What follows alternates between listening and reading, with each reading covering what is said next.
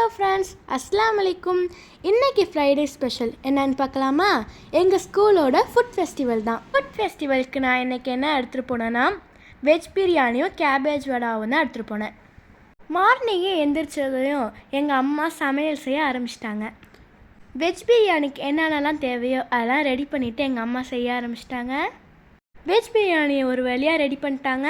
உங்களுக்கு இந்த ரெசிபி வேணும்னா கமெண்ட் பண்ணுங்கள், இதை அப்லோட் பண்ணுறோம். வெஜ் பிரியாணி ரெடி பண்ணதுக்கப்புறம் அடுத்ததாக கேபேஜ் வடா, அதுவும் ஒரு பக்கம் எங்கள் அம்மா ரெடி பண்ணிட்டாங்க.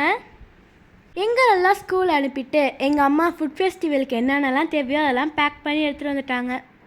அங்கே போய் பார்த்தா எங்களை விட எல்லோரும் வெரைட்டியான டிஷ்லாம் செஞ்சு எடுத்துகிட்டு வந்திருக்காங்க. ஃப்ரெண்ட்ஸ், என்னோட சாப்பாடை சேல் பண்ணாமல் அங்கே விற்கிற சாப்பாடெலாம் சாப்பிட்டு வயிறு ஃபுல்லாகிடுச்சு. ஃப்ரெண்ட்ஸ், விதவிதமான சாப்பாடு.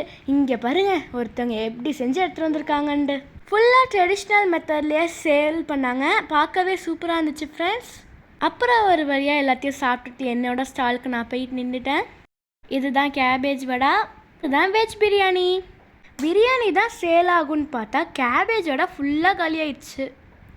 ஒரு வழியாக எல்லாத்தையும் சேல் பண்ணி முடிச்சாச்சு. அவ்வளோதான் ஃப்ரெண்ட்ஸ், இதுதான் நான் இன்றைக்கி சேல் பண்ண அமௌண்ட்டு. இந்த வீடியோ உங்களுக்கு பிடிச்சிருந்தா மறக்காமல் லைக் பண்ணுங்கள். பாய் ஃப்ரெண்ட்ஸ், அஸ்ஸலாமு அலைக்கும்.